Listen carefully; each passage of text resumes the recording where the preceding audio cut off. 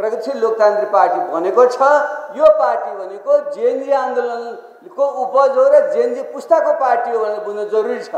यदि यो कुरा बुझिएन, र मैले आफ्नो बखान गर्न थालेँ, अर्कोले अर्को बखान गर्न थाल्यो भने हुँदैन।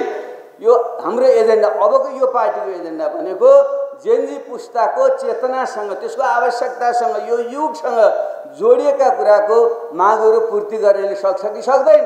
त्यो हिजोका छोड्नुहोस्, काङ्ग्रेस कमिसनलाई यहाँ ठट्टा पनि भयो, एउटा साथीले लाल सलाम भन्नुभयो, अर्कोले अर्कै के भन्नुभयो। अनि त्यो केही समय लाल सलाम जय नेपाल यो सबै भन्दै गरौँला।